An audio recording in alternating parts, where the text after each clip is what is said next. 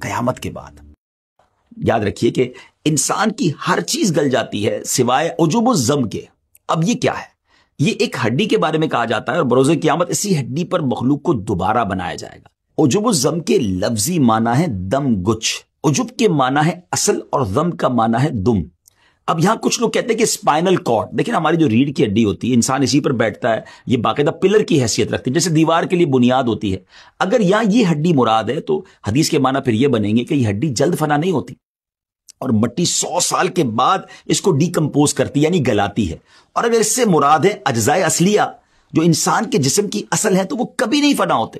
اور یہ ایسے باریک کمپوننٹس، ایسے باریک اجزاء ہیں جو مائکروسکوپ سے بھی دیکھنے میں نہیں آتے. عربی میں انہیں اجزائے لا یتجزا یعنی انڈیویزبل کمپوننٹس، یعنی سمجھے کہ یہ ختم نہیں ہوتے، انہیں یہ کہا جاتا ہے. انسان چاہے جہاں بھی چلا جائے، جس بھی حالت میں ہو، مگر یہ کمپوننٹس ویسے ہی رہتے ہیں. حتیٰ کہ غذا اور خون میں بھی اجزاء شامل ہوتے ہیں. انہی اجزاء سے انسان پہلے بھی بنا تھا اور آئندہ بھی بنے گا. دیکھیں نا آج کل ڈی این اے کی بات ہوتی ہے، بالکل مرے ہوئے کتنا سال ہو جاتا ہے، بلکہ اب تو کئی سال پرانے ڈھانچے ملتے ہیں تو اس کے میڈیکل کے بعد یہ پتہ چل جاتا ہے کہ اس کی عمر کیا تھی، موت کا سبب کیا تھا. تو جب اتنی ساری آج سائنس نے ترقی کر لی ہے جو 100 سال 200 سال بعد کے بعد ڈھانچوں پر تحقیق کر لیتی ہے، تو وہ تو خالق کائنات ہے. ان اللہ علی کل شیء قدیر. نبی پاک علیہ السلام کا ایک اور فرمان سنیے کہ کچے بچے سے لے کر بوڑھے تک ہر ایک کا بروز قیامت حشر ہوگا.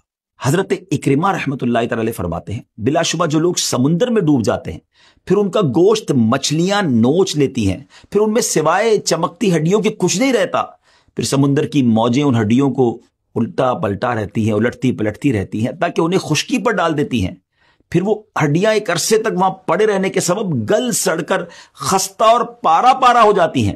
چنانچہ وہاں سے اونٹوں کا گزر ہوتا ہے تو وہ انہیں کھا کر چل پڑتے ہیں اور پھر مینگنیوں کی صورت میں نکال دیتے ہیں. اس کے بعد کچھ لوگ وہاں پڑاؤ کرتے ہیں اور ان مینگنیوں کو اٹھا کر ان سے آگ جلا کر انہیں بھی راکھ کر دیتے ہیں. پھر ہوا چلتی ہے اور اس راکھ کو زمین پر بکھیر دیتی ہے. اب ناظرین اتنا کچھ ختم ہو گیا، یعنی اتنی صورتوں میں وہ جسم بدل گیا، اب راکھ بھی ہو گیا، راکھ بھی اڑ گئی ہوا کے ذریعے. مگر اب کیا ہوگا جب سور پھونکا جائے گا نا تو یہ راکھ ہو جانے والے لوگ اور قبروں میں دفن لوگ سب نکلیں گے. اللہ سب کو پھر باڈی کی شکل دے گا، ان میں روحیں داخل ہو جائیں گی.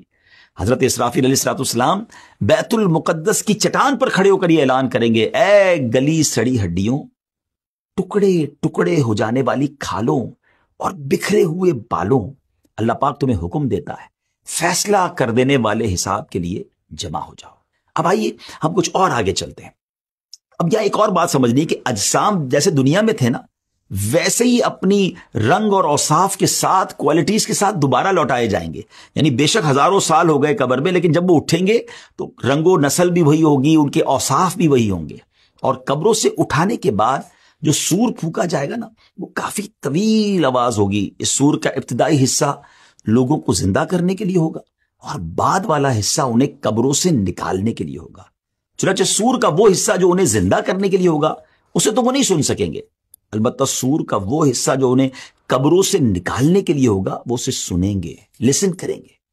روایت میں آتا ہے کہ قیامت کے دن لوگ اپنی اپنی قبروں سے بغیر لباس کے، ننگے پاؤں اور بغیر ختنہ کیے ہوئے اٹھیں گے. Someone will be no foot, someone will be on foot, someone will be on ride. کوئی پیدل ہوگا، کوئی سواری پر ہوگا، کوئی سواری پر اکیلا ہوگا، کسی پر 3 4 یا 10 افراد بھی ہوں گے.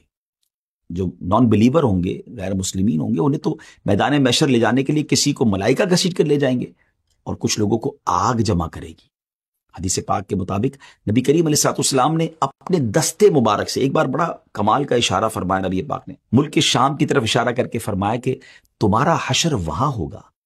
اور اسی طرح ایک روایت میں آتا ہے کہ بلا شبہ تمہارا حشر بیت المقدس میں ہوگا. تو ان حدیثوں سے یہ پتہ چلتا ہے کہ جو محشر کا میدان سجایا جائے گا نا وہ بیت المقدس کے قریب، یہ پورا ملک شام ہے نا، اب اس کی بائفرکیشن اب آج کل ہو گئی ہے، لیکن یوں سمجھ لیجئے کہ بیت المقدس کے قریب جو ہے یہ پورا میدان محشر سجایا جائے گا. بروز محشر کی زمین کیسی ہموار ہوگی، کتنی پلین اینڈ اسٹریٹ ہوگی. جیسے میں نے بتایا کہ رائی کا ایک دانہ بھی کونے پہ رکھا ہوگا تو وہ دوسرے کنارے سے دکھائی دے گا. مگر ایک اور امیزنگ بات ہے کہ اس دن جو زمین ہوگی نا وہ ہماری طرح راک کی یا مٹی کی نہیں ہوگی، کاپر کی ہوگی، تانبے کی ہوگی. اللہ اکبر. اور سورج آج کتنا دور ہے؟ ایک تحقیق کے مطابق 93 ملین مائلز اوے ہے. جی ہاں، 9 کروڑ 30 لاکھ مائلز، اور اس دن 1 میل کی مسافت ہوگا. آپ امیجن تو کریں گرمی کا عالم کیا ہوگا، یہ کیسے بیئربل کیسے ہوگا. ذرا غور کیجئے کہ اتنا ڈسٹنس، 93 ملین مائل کا ڈسٹنس کے باوجود بھی سورج کی پشت ہماری طرف ہے. لیکن جب کبھی گرمیوں میں ہمارا چہرہ اس کے سامنے آ جائے اور گرمی کا موسم ہو تو گھر سے باہر نکلنا دشوار ہو جاتا ہے. اس وقت 1 میل کے فاصلے پر ہوگا اور اس کی پشت نہیں، اس کا منہ ہماری طرف ہوگا. ہم سوچ بھی نہیں سکتے گرمی کا عالم کیا ہوگا. اور آج زمین مٹی کی ہے، اس کے باوجود ہم دھوپ میں ننگے پیر زمین پر کھڑے نہیں رہ سکتے. اس وقت کاپر کی زمین ہوگی، سورج اتنا قریب ہوگا تو وہ ہیٹ کتنی ہوگی، وہ ٹیمپریچر کتنا ہوگا. اور اس گرمی اور اس حالت میں سویٹنگ، پسینہ اس کثرت سے نکلے گا. اب ذرا غور کیجئے گا کہ ہم دیکھیں نا کسی زمین پر پانی ڈالیں تو وہ ایبزارب کر لیتی ہے، مگر ایک لمٹ تک ایبزارب ہوتا ہے، پھر وہ پانی اوپر آنا شروع ہو جاتا ہے.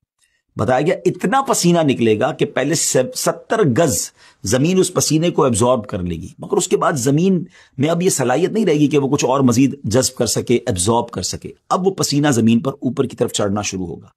اور روایتوں میں آتا ہے کسی کے ٹخنوں تک اس کا پسینہ ہوگا، کسی کی نیز یعنی گھٹنوں تک پسینہ ہوگا، اور کسی کی کمر تک پسینہ ہوگا، کسی کے سینے تک، اور کوئی گلے تک پسینے میں ڈوبا ہوگا. اللہ اکبر. اور کافروں کے بارے میں آتا ہے، غیر مسلموں کے بارے میں آتا ہے کہ منہ تک چڑھ کر لگام کی طرح اس کا پسینہ جکڑ لے گا، جس میں وہ ڈبکیاں کھا رہا ہوگا. اور پیاس کا عالم کیا ہوگا، تھرسٹ کا عالم کیا ہوگا. آج جون جولائی کی گرمی میں پانی پی پی کے تھک جاتے ہیں، پھر بھی پیاس نہیں بجھتی، مگر قیامت کے دن حالت یہ ہوگی کہ بازوں کی زبانیں منہ سے باہر نکل آئیں گی، دل ابل کر گلے کو آ جائیں گے. العطش العطش، ہائے پیاس کی صدائیں بلند ہو رہی ہوں گی. ویورز، یہاں ایک بات بڑی اہم ہے کہ تمام تکالیف اور پریشانیاں اپنے اپنے اعمال کے مطابق ہوں گی. ہاں، جس نے چاندی سونے کی زکوٰۃ نہ دی ہوگی، اس مال کو خوب گرم کر کے اس کی کروٹ، پیشانی اور پیٹھ داغی جائے گی.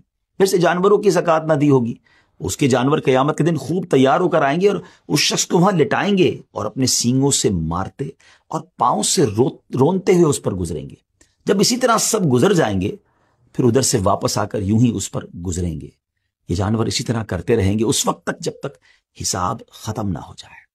یہ تمام تکالیف اور پریشانیاں اپنے اپنے اعمال کے مطابق ہوں گی. جو اللہ کے نیک بندے ہوں گے ان کے لیے اتنا دن بھاری نہیں ہوگا. حضرت ابن مسعود رضی اللہ تعالیٰ بیان کرتے ہیں، بروز قیامت لوگوں کو جمع کیا جائے گا، اس قدر بھوکے ہوں گے کہ پہلے کبھی اتنے بھوکے نہ تھے. ایسے بے لباس ہوں گے کہ اس سے پہلے کبھی ایسے بے لباس نہ ہوئے. ایسے پیاسے ہوں گے کہ اس سے پہلے کبھی ایسے پیاسے نہ ہوئے. ایسے تھکے ہارے ہوں گے کہ اس سے پہلے کبھی ایسے تھکے ہوئے نہ ہوں گے. جس نے اللہ پاک کے لیے کسی کو کھلایا ہوگا، اللہ پاک اسے قیامت کے دن کھلائے گا. جس نے اللہ پاک کے لیے کسی کو پلایا ہوگا، اللہ اسے قیامت کے دن پلائے گا. جس نے اللہ کریم کے لیے کسی کو لباس پہنایا ہوگا، رب کریم اسے لباس پہنائے گا. اور جس نے اللہ کے لیے عمل کیا ہوگا، اللہ پاک اسے کافی ہوگا. جس نے اللہ پاک کے دین کی مدد کی ہوگی تو اللہ کریم اس دن اسے راحت عطا فرمائے گا. ذرا غور کیجئے ناظرین، زندگی میں ایسے کام کرنے ہیں، لوگوں کی خدمت کریں، کسی کو کھانا کھلاتے رہیں، کسی کو پلاتے رہیں، پیاسے کو پانی پلا دیا کریں، بے لباس کو لباس دے دیا کریں. کیا معلوم یہ نیکیاں قیامت کے دن ایسے کام آ جائیں کہ ہمیں وہاں اللہ کی نعمتیں مل جائیں، ہم اس تکلیف سے بچ جائیں. اگر آپ چاہتے ہیں کہ آپ کو ریفرنسز بھی مل جائیں کہ کچھ باتیں قرآن سے ہوئی ہیں، کچھ احادیث سے ہوئی ہیں، کچھ بزرگان دین کے اقوال ہیں، تو آپ ڈسکرپشن میں وہ ہمارے ریفرنسز بھی لے لیجئے گا. اور ناظرین، جس طرح میں نے بتایا آپ کو کہ ہماری ایک بہت خوبصورت ویب سیریز قیامت کی نشانیاں، جس کو ملینز آف لوگوں نے دیکھا، اگر آپ اسے بھی دیکھنا چاہتے ہیں تو بہتر ہوگا کہ آپ اس کو بھی دیکھیں. قیامت سے پہلے کیا ہوگا، بڑی ڈیٹیل میں ہم نے کئی ایپیسوڈز میں اسے بیان کیا ہے، تو اس کا لنک بھی آپ کو ڈسکرپشن میں مل جائے گا. ناظرین، باتیں بہت ساری کرنی ہے آپ سے، لیکن معاملہ بھی تو بہت بڑا ہے نا. قیامت کیسے طاری ہوگی اور پھر اس دن لوگوں کے ساتھ معاملات کیا ہوں گے، یہ تو ابھی پہلی ایپیسوڈ ہے نا. اگلے ایپیسوڈ میں ہم یہ معلوم کریں گے کہ مختلف لوگ محشر میں جب آئیں گے تو ان کی کیفیات کیا ہوں گی، کنڈیشنز کیا ہوں گی. بڑی امیزنگ باتیں ہیں اس میں، اور یہ بھی جانیں گے کہ کن کن حالتوں میں لوگ اللہ کی بارگاہ میں پیش ہوں گے. ہمیں اجازت دیجیے، اگلی ایپیسوڈ میں پھر ملاقات ہوگی. فی امان اللہ. السلام علیکم ورحمۃ اللہ وبرکاتہ.